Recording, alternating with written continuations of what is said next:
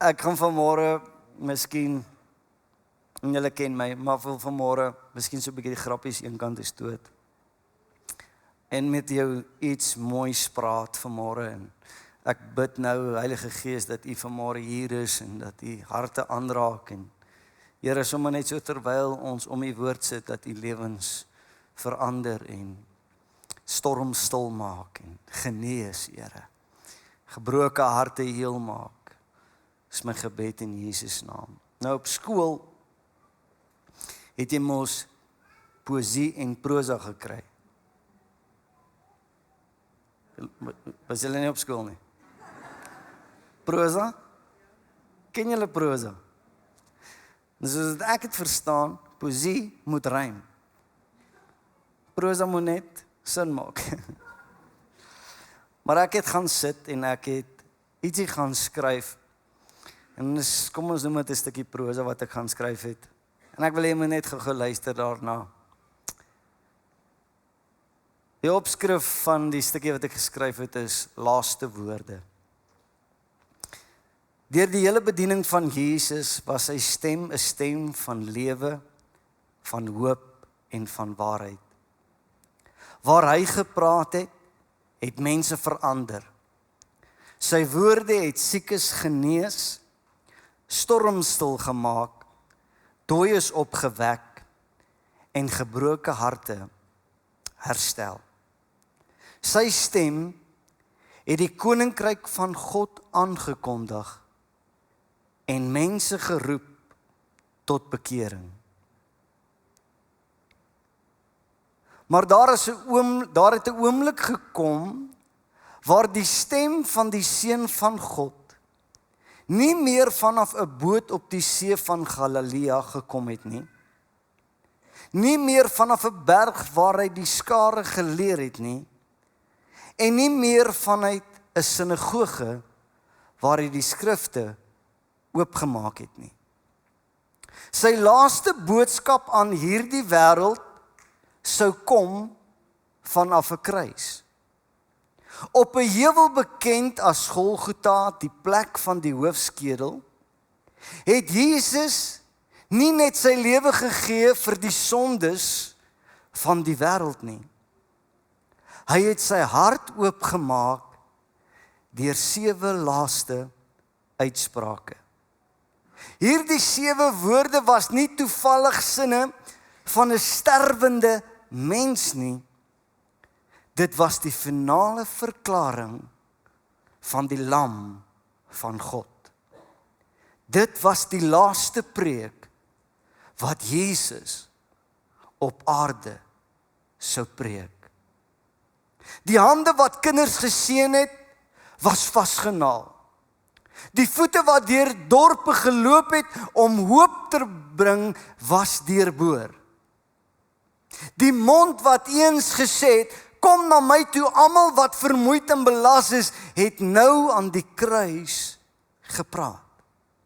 Maar selfs terwyl Jesus die grootste opdrag van die hemel uitgevoer het in pyn en lyding, het hy nie nagelaat om sy stem van liefde te laat hoor nie. Woorde wat weer galm tot in ewigheid.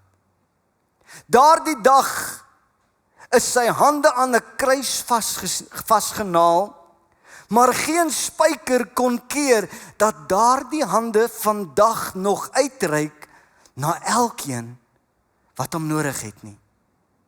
Sy voete is vasgespyker, maar steeds stap hy deur gebroke lewens en bring hy vrede, hoop en nuwe krag. Al is sy deurboor deur die spies van 'n Romeinse soldaat, kon daardie wond hom nie keer om vandag aan die sy van elkeen te wandel wat hom op hulle lewenspad nooi nie. Die kruis was nie die einde van sy werk nie. Dit was die begin van sy ewige teenwoordigheid. Ek gaan 'n paar oomblikke met jou praat oor die 7 sinne van Golgotha. Ons gaan nou nie vanmôre al 7 kan deurhardloop nie. Daar's een spesifiek wat ek oor wil laat slaan na volgende week wanneer dit nagmaal is, maar ek dink ons gaan na so totaal van 4 kyk. 7 keer wat Jesus aan die kruis praat. Terwyl Jesus die pad van smarte stap, word genoem die Via Dolorosa, stikkend geslaan, 39 katshou op sy rug, waar hulle reken dat jy van 'n afstand af Jesus se longe kon sien hoe dit asemhaal, soos wat die katshoue sy velle oopgeruk het. En in hierdie diepe pad van pyn en lyding, en as ek vanmôre dit so kan sê, in hierdie pad waar hy besig was om die wêreld te red, het hy nog steeds gekies om in daardie donker uur 'n laaste preek te preek. En die belangrike woorde wat Jesus dan aan die kruis gepraat het, 7 keer word dit opgeteken, maar hierdie woorde wys dat hierdie Jesus en God die Vader, hoor gou mooi wat ek vanmôre sê, sondaars liefhet. Dit wys ook dat die skrif vervul sou word, en ek dink oor hierdie aanhaling, dit is so belangrik dat Jesus op sy kruispad hierdie boek van die Ou Testament sou vervul. Want as hy nie een van dit vervul het nie, dan was die evangelie wat ek en jy mekaar mee ondersteun nie kragtig nie. Maar besef jy, en ek gaan vanmôre jou vinnig gewys, dat elke profesie van Jesus Christus in die Ou Testament is op die pad na die kruis en aan die kruis voltooi. Dit wys dan ook die lyding as die lam van God, dit wys die verhouding met God die Vader wat hierdie Jesus, seun van God gehad het, maar ook wys dit dan die oorwinning oor sonde en Satan en die dood. Die eerste woorde wat Jesus dan aan die kruis praat, en ek weet jy ken dit, maar bly vanmôre by my, en ek wil mooi met jou praat vanmôre. Die eerste woorde was woorde van vergifnis. Hy sê in Lukas 23:34 hierdie woorde, hy sê, Vader, vergeef hulle, want hulle weet nie wat hulle doen nie. Nou, ek gaan 'n paadjie met jou stap, en net om jou te verduidelik, as jy gaan kyk na die Ou Testament, en ek het al baie oor hierdie gepraat, maar Jesus Christus was die hoëpriester van die nuwe verbond. In die Ou Testament het jy die hoëpriester gekry, en hy sou eenmal 'n jaar ingaan in die allerheiligste. Dan sou hy 'n lammetjie offer vir die sondes van die volk. Maar Jesus word dan die hoëpriester van die nuwe verbond, en dan is hy nie net die een of die hoëpriester wat die lammetjie sou offer nie, maar my Jesus is self die lam wat geoffer sou word. En soos die Ou Testament is 'n hoëpriester vir die volk ingetree het, kom Jesus op 'n plek wat genaamd is Golgotha, en daar kom hy, en daar gee homself oor vir die sondes van die wêreld. Maar selfs in sy donkerste uur, hoor mooi, met sy eerste woorde, tree hy in vir sondaars. Vanaf die kruis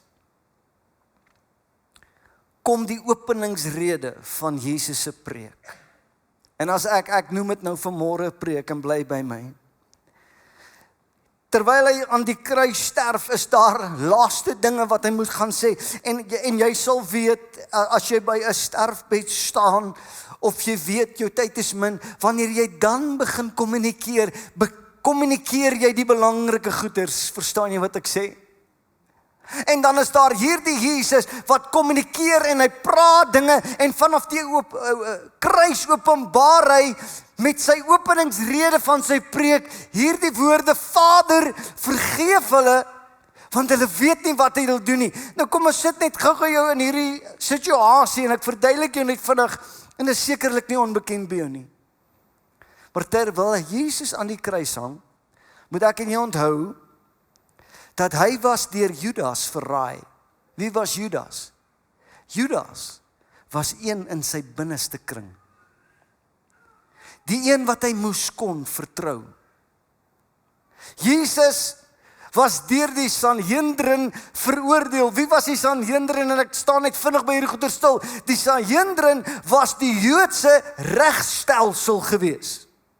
Op daardie stadium was Israel onder Romeinse beheer gewees, maar nog steeds was daar 'n Joodse regstelsel en hulle moes uitkyk vir die Jode, maar die Sanhedrin gee Jesus oor en ook daar kom hy agter dat sy eie mense is teen hom. Dan word hy deur Pilatus oorgegee, die Romeinse soldate wat hom gesel. Hy word gekroon met 'n doringkroon. Hy word bespot, hy word verneder en dan word hy op die einde van die dag vasgenaal aan die kruis.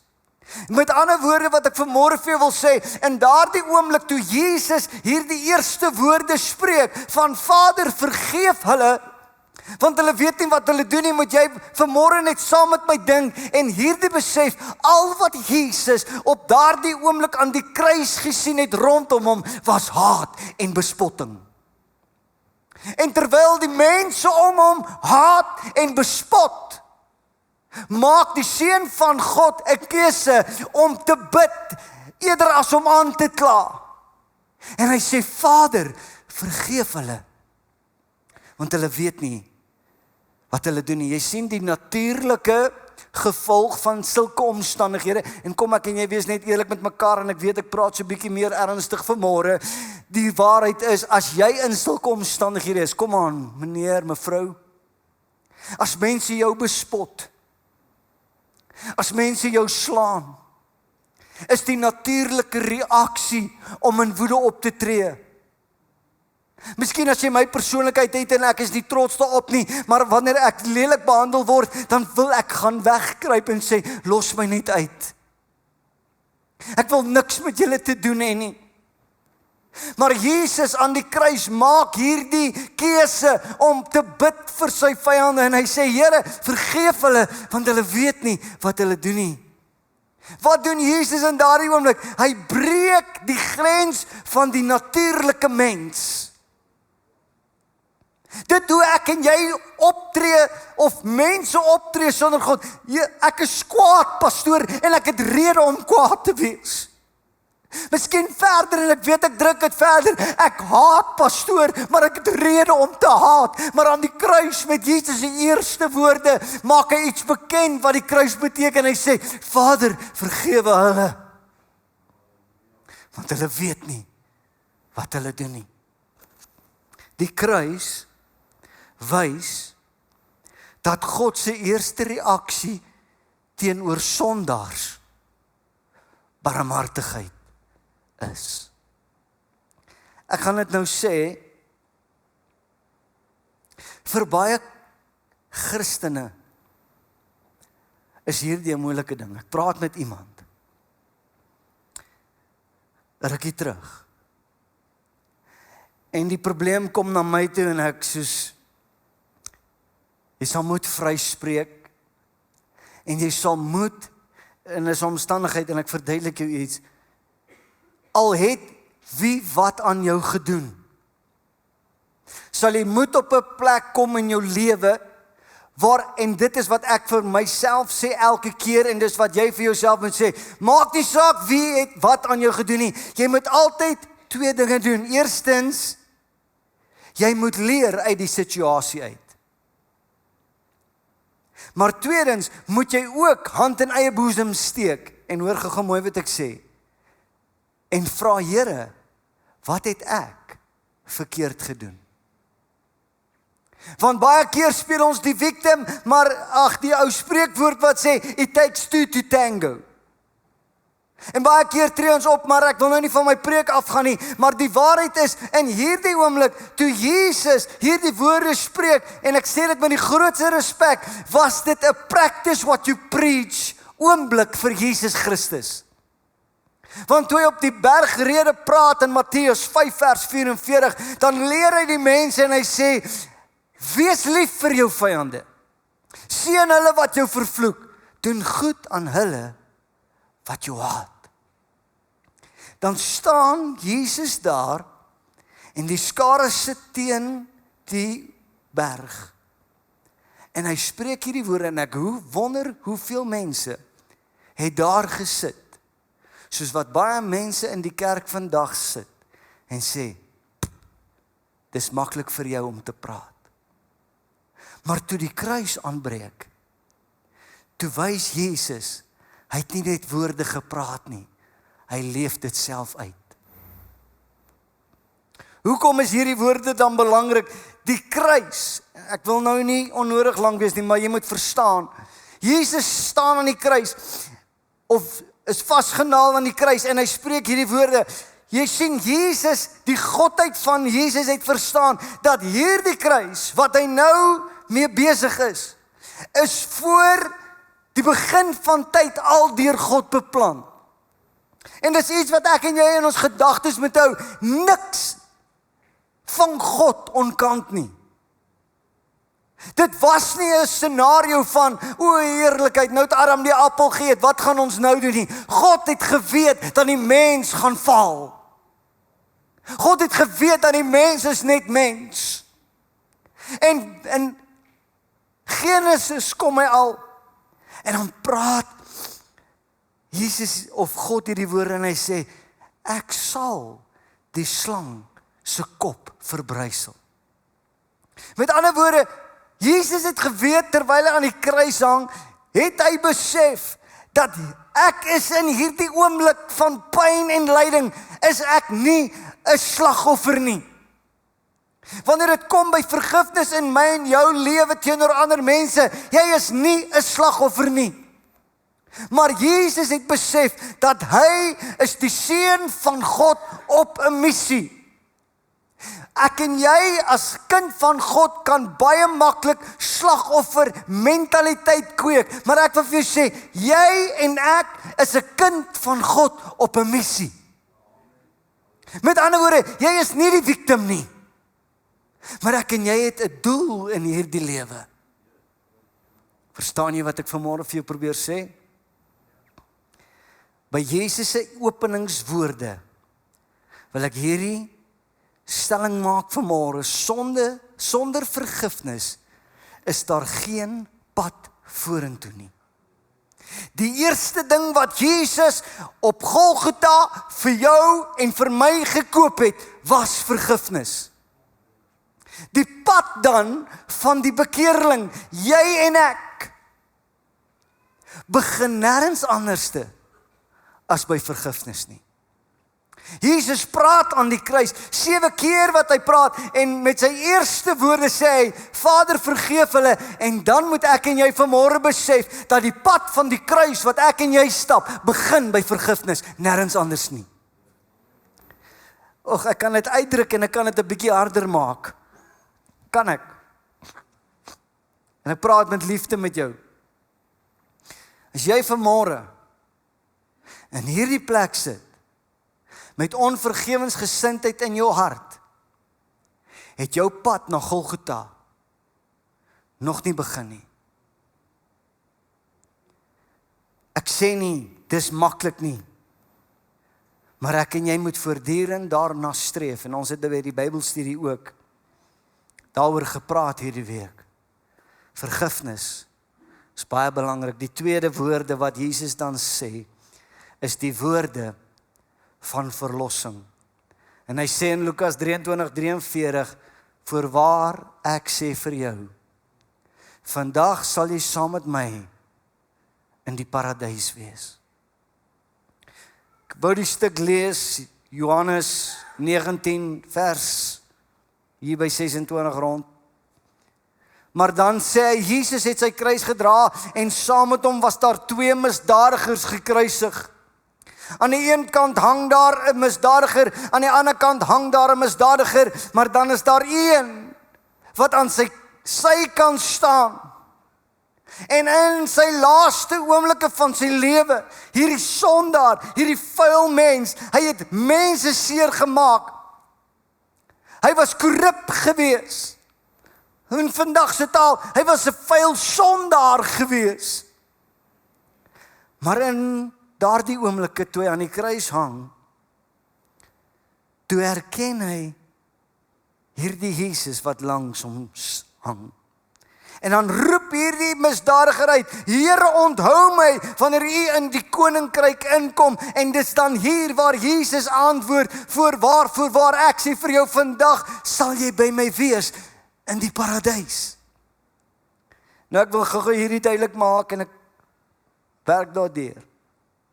As ek kyk wat na hierdie sondaar gebeur het, hierdie ou wat langs Jesus gehang het, kom ek maak 'n statistiek en dis net my statistiek, kanselleer dit as dit verkeerd is. Maar ek wil vir jou sê, meer as 70% van die kerk sou gesê het, hy verdien dit nie.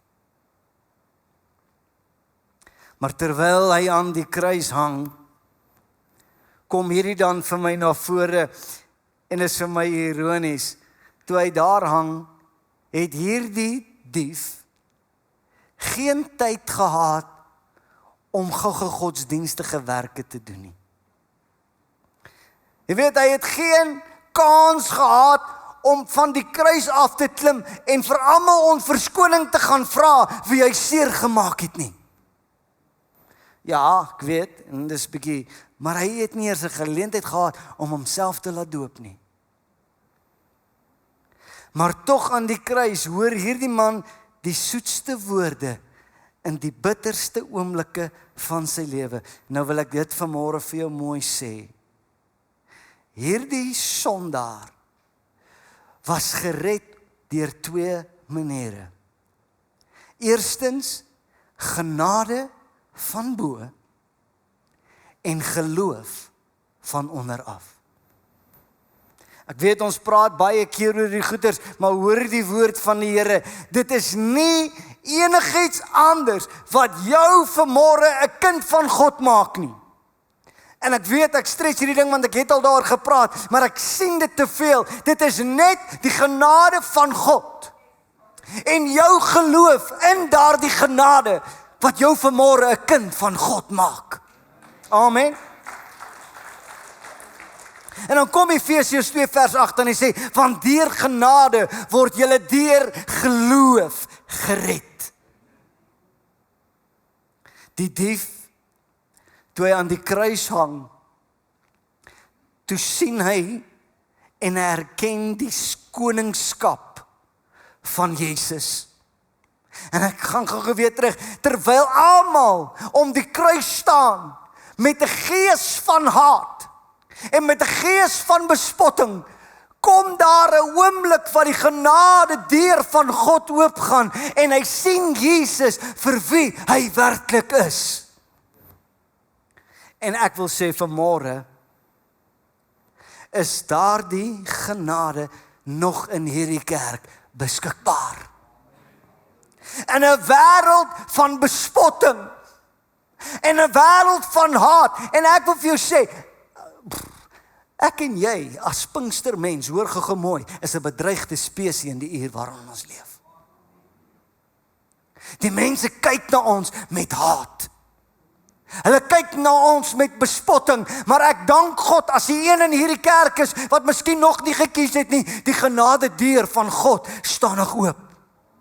En miskien kan jy te midde van hierdie lou, slap, ruggraatlose Christelike lewe waarin ons leef, miskien vanmôre jou oog oplig na Jesus toe en sê, ek sien iets te midde van die atmosfeer waarin ek leef. Ek sien Jesus as die seun van God.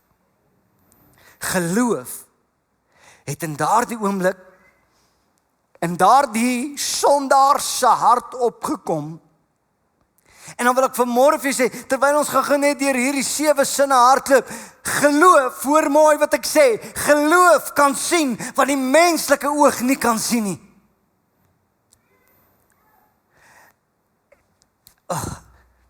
En hoe hartseer dat daar kerke is wat help om die sluiers oor die mense se oë te hou. Die pad van die kruis is die enigste pad na verlossing. Amen. My vrou het vir my hierdie ding gekoop, hy point, check, ek gaan jou uithaal nou met hierdie point. Ek sê ek gaan die grappies los. Wat beteken hierdie woorde? Hoor gou mooi wat ek vanmôre sê. Die bloed van Jesus is voldoende. Maak nie saak hoeveel jou lewe was nie. Dit maak nie saak watter foute jy gemaak het nie. Dit maak nie saak hoe lyk die pad agter jou nie. Daar's 'n pad wat voor jou lê en dis die bloed van Jesus wat dit vir my en jou gekoop het. Verlossing word nie verdien nie, maar dit word ontvang. Ek gaan hierdie ingooi en dis nie my preek nie. Jong mense, en ek het Vrydag probeer deurkom na die jong mense toe. En ek bid die Gees van God dat dit met hulle harte sal praat. God het 'n plan vir jou lewe. En die naaper Satan sal altyd God se plan probeer teenvoet. Hoor gou mooi, ek gaan dit beklemtoon. God het 'n plan vir jou lewe en die duiwel sal alles in sy vermoë doen dat jy die plan van God moet mis. Maar dank God, daar staan 'n kruis. En daardie kruis sê dat jy vanmôre 'n pad kan kies van seën en vrede. En dit is so moeilik vir ons jong mense. Want wat weet die ou mense tog, né? Ek meen ons het mos nou groot geword sonder AI. Alle dinge sal verbygaan, God se woord sê dit. AI sal ook verbygaan. Maar hierdie kosbare woord van God sal staan tot in aller ewigheid. Amen. Gaan hierdie sê, jou sonde, of nee, kom ons verander die woord. Baie mense se sonde hou hulle aan hulle eie kruis van marteling. Luister gou wat ek sê. Jy sien die duiwel skilder hierdie prentjie vir my en jou. En hierdie sondige lewe lyk so aanloklik, maar die duiwel het ook 'n plan. As jy nie na die kruis van Jesus toe stap nie, dan gaan hy jou vat na jou eie kruis toe. Hoor jy wat ek vanmôre vir jou sê? Hy gaan jou vat na 'n pad van pyn en lyding. En ek het dit hierdie sommer so ingesing. Jy sien, sonde is mos snaaks en is mos lekker. Totdat sonde nie meer snaaks en lekker is nie. Want hy katrol jou in. Maar hy beplan om jou aan 'n kruis van marteling vas te sit. Maar nou wil ek vanmôre vir jou sê, die kruis van Jesus staan, jy hoef nie meer aan jou eie kruis van pyn en seer en marteling te hang nie, want my Jesus het namens jou daar gaan hang. Amen. Aangaan, ons kruis is gedra, ek lees vir jou Matteus 11 vers 28 tot 30, kom na my toe almal wat vermoeid en belas is en ek sal jou rus gee. Dan praat Jesus en hy sê, neem my juk op julle en leer van my, want ek is sagmoedig en nederig van hart en julle sal rus vind vir julle siel. Want my juk is sag en my las is lig. Uit hierdie woorde van Jesus wat hy aan hierdie sondaars stel, word hierdie man aan die kruis, hoor gou hierdie stelling, die man wat die naaste aan die hel was, het die eerste persoon geword wat die hemel vanaf die kruis beloof is. Ek voel dit in my gees. te doen met dood en afsterwe die laaste tyd en my hart het werklik gister so seer geword. Ek hoor van hom les. Maar die waarheid is, en my vrou het toevallig ook aangehaal, jy weet nie of môre vir jou verseker is nie. En dit wat my vrou, en ek kan getuig van my vrou, haar ontstelteheid oor daardie vriendin van haar, jy sien, want wanneer daardie sekond aanbreek, hierdie man aan die kruis was sekondes weg van 'n ewigheid, met of sonder God, en ek gaan nie daaroor te veel uitbrei vanmôre nie, maar ek wil vir jou sê, wanneer daardie sekond getik het, en jou siel verlaat jou liggaam, is daar nie ouers nie.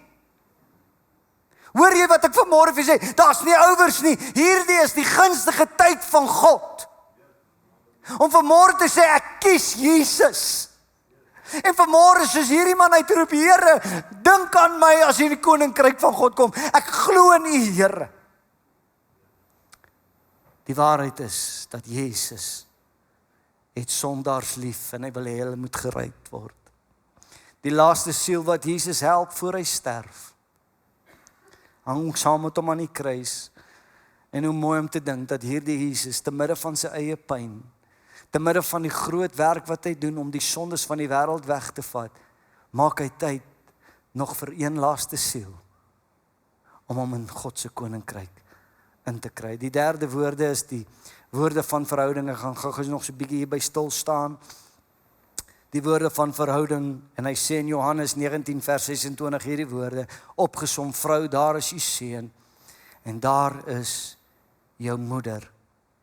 Hierdie woorde kan ons oor dink, is dit werklik nodig dat Jesus dit deel maak van die laaste 7 keer wat hy gepraat het, maar nou wil ek dit vanmôre sê, die werk van Golgotha, dit wat Jesus aan die kruis gedoen het, was vertikaal, soos wat die kruis loop, vertikaal, maar ook horisontaal. Met ander woorde, die genade wat ons van bo gekry het, moet ons ook na die mense om ons toe kan wys. Vertikaal het die mens met God versoen, horisontaal het die mens met sy medemens versoen, en terwyl Jesus dan na sy eie moeder Maria kyk, en terwyl hy die kruis dra, en hy op sy laaste is, kyk hy na sy moeder, en hy sien die seer in haar oë, en dan maak hy hierdie uitspraak, en hy sê, daar is jou seun, en die seun van die disippels, en dan sê vir die disipel, daar is jou moeder, en wat probeer Jesus doen aan die kruis, is 'n uitspraak wat belangrik is, hy probeer mense by mekaar kry, en sê, as jy kind van God is, moet ons omgee vir mekaar. Jy kan nie, en ek wil mooi praat, jy kan nie jouself 'n kind van God noem, maar jy gee nie om vir die mense om jou nie. Mooi praat, sê Dudley praat mooi. Wat sê hierdie woorde? Eerstens, ek wil vir jou vanmôre sê, geestelike dinge maak saak. Maar liefde en verantwoordelikheid teenoor mense maak ook saak. Vergifnis vertikaal ontvang, moet horisontaal ook uitgegee word. Ek gaan vir jou die volle sin lees, hoor net gou-gou, Johannes 19:26, en toe Jesus sy moeder sien, en die disipel wat hy lief gehad het, by haar staan, sê hy vir sy moeder, vrou, daar is jou seun. Daarop sê hy vir die disipel, daar is jou moeder, en hier is vir my belangrik wat ek wil vinnig onderstreep, en van daardie uur af, het die disipel haar in sy huis ingeneem. Net nog hierdie ou dingetjie. Uit hierdie woorde leer ek dit. Aan die voet van die kruis is 'n nuwe geestelike familie gebore. Nou daar's nou baie goeie wat ek hier kan sê, en ek wil nie rof raak nie. Maar ek wil vir sê, ek het in hierdie week weer 'n kompliment gekry oor die warm, liefdevolle gevoel binne in Sterktoring. En daarvoor sal die Here ek elkeen in hierdie plek. Want ons kan nie koud raak teenoor mekaar nie. As 'n vreemdeling hier instap, moet hy God se liefde kan ervaar. Ons is familie. Deur Jesus Christus. Nou hulle sê, jou vriende kan jy kies, maar familie kan jy nie kies nie. Maar ek wil vir jou sê, kom ons verdra mekaar. En kom ons van die genade wat ons van bo af gekry het, en ons versprei dit vertikaal en sê, you're my brother, you're my sister. Come on. Kyk uit vir mekaar. Is jy nog by my? Gaan nog so 'n bietjie gaan, is dit oké? Hey. Die hande wat die spykers ingeslaan was, het steeds uitgereik na 'n rouende moeder.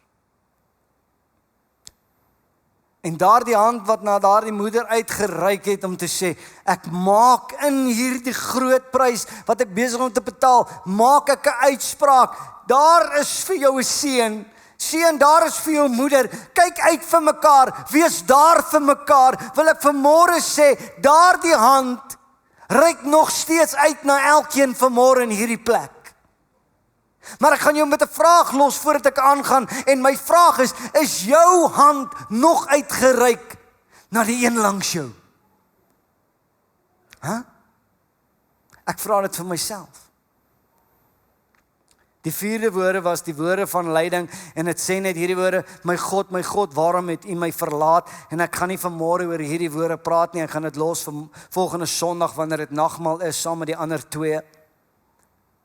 Die 5de woorde wat Jesus dan sê van die kruis af, is die woorde van menslikheid, en hy sê hierdie woorde en ek gaan hiermee klaarmaak. Hy roep aan die kruis en hy sê, ek dors. Johannes 19 vers 28. Dit openbaar dat Jesus, alhoewel 100% God was hy 100% mens. Met ander woorde, dit beteken dat toe Jesus aan die kruis gehang het, en ek sê dit met respek, was daar nie bonatuurlike krag wat hom gehelp het nie. Hy het daar gehang as mens. Hy het gelei. Dit sê ook dat hy menslik was, maar ook hierdie woorde wat Jesus sou sê, was woorde wat die profesie van die Ou Testament sou vervul. Nie net so stel, die lyding was werklik, die prys wat betaal is, was werklik, en die bloed wat vergiet is, was werklik. Kan ek vra dat Wynand en Mike so lank na vore toe kom? Ek lees vir julle die volle skrif van Johannes 19 vers 28. Hy sê hierna, hoor mooi wat hy sê, hierna, omdat hy Jesus geweet het dat alles al volbring was, sodat die skrif vervul sou word, het hy gesê, ek het dors. Nou die woorde, omdat Jesus geweet het, hier sien ons, alhoewel hy aan die kruis hang, as 100% mens, is hy ook 100% God, want hy dra kennis, goddelike kennis, van die skrif, wat nog moet vervul word. Selfs terwyl hy aan die kruis hang, weet hy, wat 'n profesie reeds vervul is, en hy weet ook, wat nog vervul moet word, en dat sy sending amper voltooi is. Na hierdie sending, daar nog 2 keer wat hy praat, en ons gaan volgende week daar kyk. Jy kan so saggies vir my speel. Asseblief, my vriend.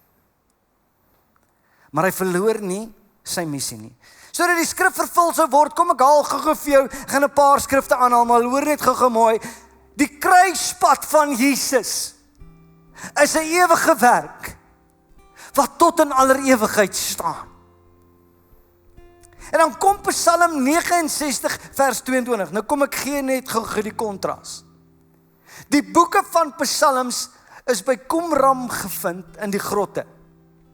1000 jaar voor Jesus aan die kruis sou hang. Die eerste perkamentrolle van die Nuwe Testament, Matteus, Markus, Lukas, Johannes, is 1000 kilometer van daar af in Egipte gekry. Nou kom Jesus en ons lees uit Johannes, hy sê ek het dors, en hy sê, sodat die skrif vervul sou word, en 1000 jaar terug, haal ons die boek van Psalms uit, en ons sien iets raak. En ek sê dit met respek, die evangelie van Christus, is nie 'n mik en druk evangelie nie, maar hy is klokslag, perfek, deur al die eeue. En dan kom Psalm 69 vers 22. En hoor wat skryf Dawid, 'n messiaanse gedig. Met ander woorde, hy skryf oor goeders in sy eie lewe, maar sonder dat hy weet, is hy besig om te profeteer oor die Messias wat sou kom. Hoor wat skryf hy. Ja, hulle het my gal as spys gegee, en vir my dors het hulle my asyn laat drink. Duisende jare voor. Psalm 22 vers 16 tot 20. Nou ek gaan dit lees en dan wil ek hê jy moet kyk of jy Jesus in hierdie Psalm wat 1000 jaar voor dit geskryf is, kan jy Jesus daar sien. Vers 16 skryf Dawid: my krag is verdroog soos 'n potskerf en my tong kleef aan my verhemelte. En U lê my neer in die stof van die dood. Want honde het my omsingel, 'n bende kwaaddoeners het my omring, hulle het my hande en my voete deurgrawe. Vers 18, al my beendere kan ek tel, hulle kyk. Terwyl Jesus aan die kruis hang en ek het gesê, kon jy deur sy ribbekas kyk en letterlik sy longe raak sien. Kyk, hulle sien met welgevalle op my neer. Vers 19. Hulle verdeel my klere onder mekaar en werp die lot daarop. En dan sluit hy af in vers 20. Maar U Here, wees nie ver nie. My sterkte maak tog gou om my te help. Net gou nog so 'n bietjie 'n wonderlike verband tussen dit wat Jesus dan aan die kruis sê en ook in Openbaring. Die eerste Adam het in die tuin ingegaan en hy die vrug geëet wat verbode was. En die oomblik toe hy daardie vrug harp of hap en daardie sap spat in sy mond, toe is dit die virus of die kiem of wat ook al van sonde wat die menslike liggaam sou kom besoedel. Maar dan kom die tweede Adam, Jesus Christus, en hy sê aan die kruis, ek dors. Maar hierdie dors, hoor mooi, was om die bron van lewe weer beskikbaar te maak vir my en vir jou. Want na die kruis, heel aan die einde, Openbaring 22:17, hoor wat skryf Johannes, terwyl hy hierdie gesig het, en God met hom praat, hy sê, en laat hom wat dors het, kom, en laat hom wat wil, die water van die lewe neem, verniet. Die dors van Golgotha maak die water van Openbaring moontlik. Ag, Johannes 19:29, gaan ek gou vinnig deur hierdie. En daar het 'n kan vol asyn gestaan, en hulle het met 'n spons met asyn gevul, en hoor mooi, en op 'n hisopstingel gesit, en aan die mond gebring van Jesus. Waarom is 'n hisoptak gebruik? Johannes noem spesifiek hisop, en dit is betekenisvol, want by die eerste Pasga, en in Eksodus 12 vers 22, is hisop gebruik, onthou jy, om die bloed van die paaslam aan die deurposte aan te smeer. Nou by Golgotha word die hisopstingel gebruik, en daardie hisopstingel reik uit na die bloed van die ewige lam. As 'n teken, ek is die laaste en die ewige paaslam, wat vir die sondes van die wêreld gesterf het. Nou by Golgotha word hierop weer genoem, terwyl Jesus die ware paaslam is, sy bloed vir die sondes van die wêreld word gegee. Dis alles vervulling van skrif. Maar nou net genoeg hierdie Markus 15:23 kom. 2 keer wat Jesus iets aangebied was om te drink, net interessant. Markus 15:23, en hulle het hom wyn met mirre gegee, gemeng gegee om te drink, maar hy het dit nie gedrink nie. Die eerste keer wat hulle vir hom op hierdie kruispad gegee het, het hy gesê, nee, ek wil nie drink nie. Waarom het hy dit geweier? Want die wyn wat met mirre gemeng was, wat gewerk as 'n verdowingsmiddel, wat die pyn sou verminder, en Jesus het dit gesê, ek weier om 'n verdowingmiddel te drink. Die volle lyding van die kruis moet ek bewustelik dra. Die beker van God se oordeel moet ek volledig drink sonder om gehelp te word. Hy wou hê dat niks sy lyding sou versag nie. Jesus het die verdowing geweier sodat hy die volle prys vir ons sondes kon betaal. Maar hoekom het hy die volgende keer gedrink en hiermee sluit ek af? Toe hy aan daardie kruis hang, daar's nog 2 sinne oor wat Jesus moet praat. 2 kragtige, baie belangrike sinne, en ons sal volgende week daarna kyk. Maar dan sê ek het dors, want in die pyn en die lyding en die geeseling en die slaan en die kruising en die bloed wat hy verloor het, is een van die natuurlike dinge wat gebeur met so 'n liggaam, is die tong begin opswel.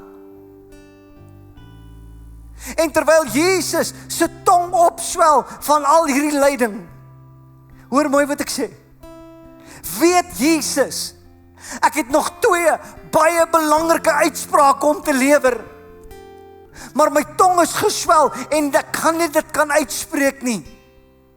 Ek het asyn nodig om my tong, en ek weet dit is 'n bietjie rof, ek moet my tong loskry van my verhemelte af, want ek weet, daar is nog 2 belangrike uitsprake wat gelewer moet word. Wat doen Jesus?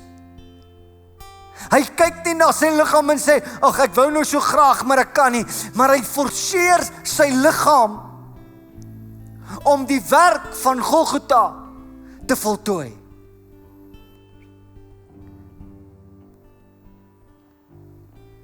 Hy sê in Psalm 22 vers 15, ek het dit gelees, my krag is verdroog soos 'n potskerf, en my tong kleef aan my verhemelte, en U lê my neer in die stof van die dood. Jesus se laaste preek op Golgotha was nie klaar nie. Hy het gedrink om sy tong los te kry van sy verhemelte, want hy was gereed om die kragtigste uitspraak te lewer, wat hy geweet het, die hel vir ewig bankrot sou verklaar. En die Satan het gedink, as ek hom net kan stop, as ek hom net kan stop om hierdie woorde te sê, maar dan sê Jesus, ek het dors, en die waarheid is, hy het gedors, sodat ek en jy vanmôre in hierdie kerk nie meer hoef dors te hê nie.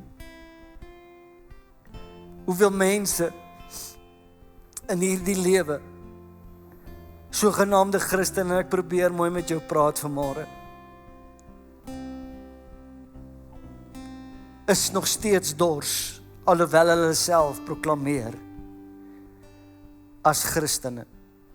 Nou ek gaan nou iets sê, en jy kan my nou maar na die tyd aanvat daaroor.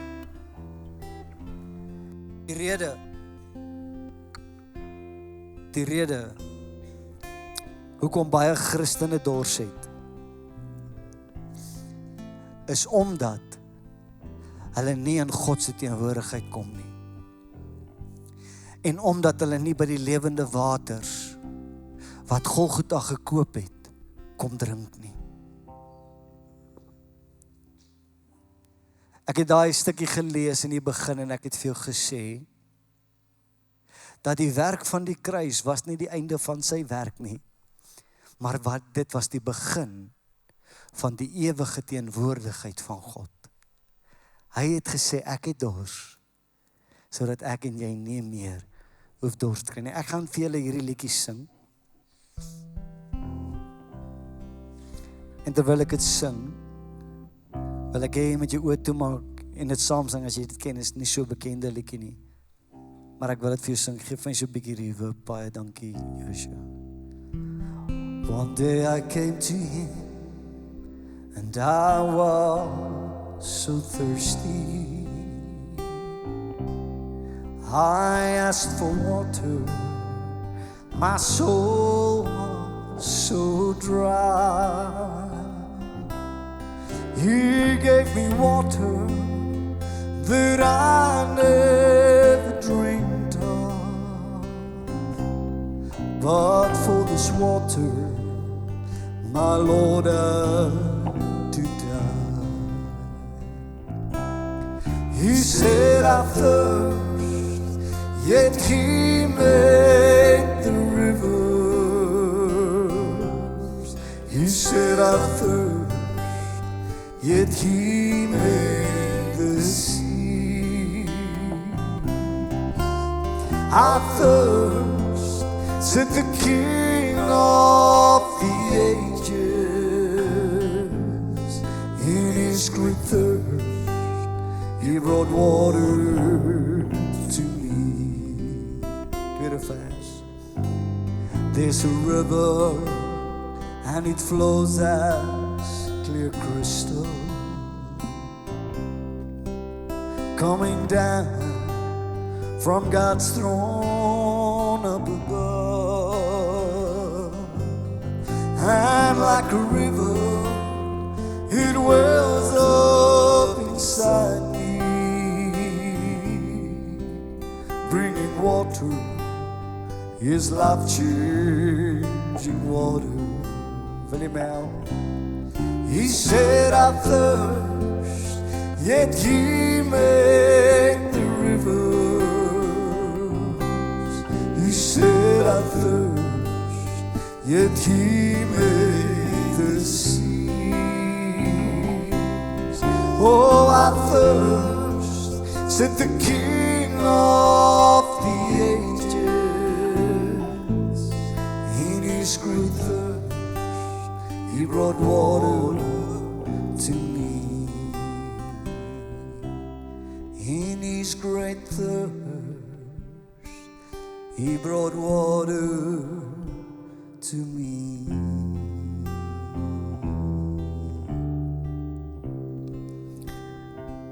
Elke oog toe, elke hoof gebuig voordat ons afsluit. As daar een in hierdie plek is wat sê, my siel is so droog, wil ek vanmôre vir jou sê, He said, I thirst.